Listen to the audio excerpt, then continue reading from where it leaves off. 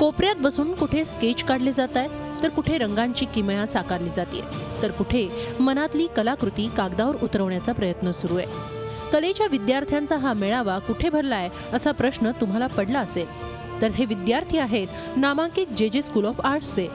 सध्या कॉलेजच्या आवारातच ते शिकतायत, कारण त्यांना शिकवण्यासाठी कॉलेजमध्ये शिक्षकच उपलब्ध नाहीत। जे स्कूल ऑफ आर्ट्समध्ये अप्लाइड आर्ट आणि फाईन आर्ट अशा 2 शाखा असून या अंतर्गत विविध विभाग आहेत। या शाखांमधील विद्यार्थ्यांना शिकवणाऱ्या जवळपास 37 शिक्षकांचं या वर्षाचं कंत्राट राज्य सरकारकडून कायम करण्यात आलेलं नाही।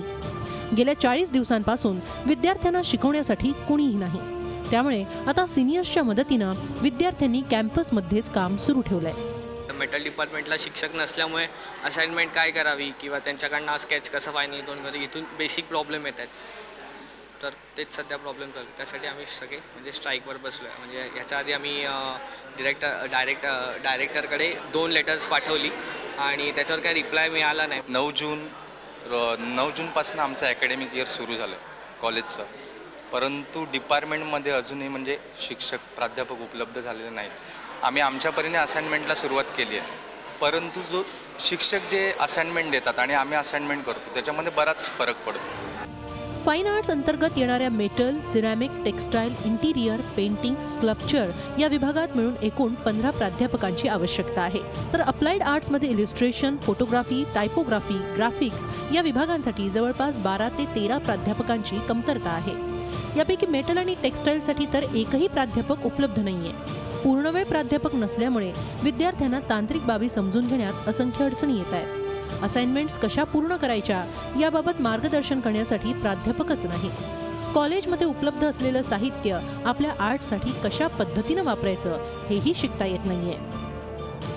अप्लाइड आर्ट्स आणि फाईन आर्ट्ससाठी वेगवेगळे डीन कॉलेजमध्ये बसतात। या विषयावर फाईन आर्ट्सच्या डीनकडे विचारणा करण्यासाठी आम्ही गेलो असता त्यांनी कॅमेरासमोर बोलण्यास नकार दिला।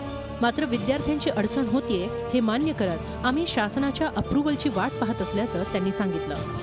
तर अप्लाइड आर्ट्सचे डीन गोपीनाथ वाघमारे यांनी प्राध्यापकांबाबतचा प्रस्ताव राज्याच्या कला संचालनालयाकडे पाठवल्याची माहिती दिली आहे। शिक्षकाचा प्रत्येक ठिकाणीच प्रॉब्लेम आहेत।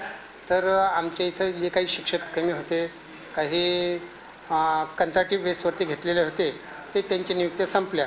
आता नव्यानं आणखी येईल आदेश, मग आणखी आलेले नाहीत। त्या पद्धतीने ज्यावेळेस आमच्याकडे बरेचसे शिक्षक कमी आहेत, तर त्या शिक्षकाबद्दलचं आम्ही कला संचालनालय आणि शासनाला तसं कळवलेलं आहे।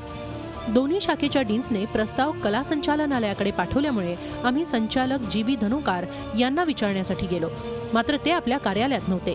सरकारी अनास्थेचा फटका सध्या जेजेच्या शेकडो विद्यार्थ्यांना बसतोय। जे स्कूल ऑफ आर्ट्सने Akbar Padamsee, Vasudev Kamat, Jatin Das, R V. Sutar, R K. Joshi, Kashinath Salve, M V. Dhurandhar यांसारखे अनेक नामवंत आर्टिस्ट घडवले। इतकंच नाही, सुप्रसिद्ध अभिनेते नाना पाटेकर, अमोल पालेकर, मनसे अध्यक्ष राज ठाकरे, शिवसेना पक्षप्रमुख उद्धव ठाकरे, सेट डिझायनर नितीन देसाई हे सगळे याच कॉलेजमध्ये शिकले। या कॉलेजमध्ये प्रवेश घेण्यासाठी देशातूनच नव्हे तर परदेशातूनही विद्यार्थी येत असतात। महान कलावंतांना मूलभूत शिक्षण देण्याचं काम करत असलेल्या सरकारी जे स्कूल ऑफ आर्ट्सच्या विद्यार्थ्यांवर प्राध्यापक नसल्यामुळे आवारात बसून राहण्याची वेळ आली आहे। राज्य सरकार आणि उच्च व तंत्र शिक्षण मंत्र्यांच्या कार्यपद्धतीवर यामुळे मोठं प्रश्नचिन्ह उभं राहिलंय। दीपाली जगताप पाटील, झी मीडिया, मुंबई।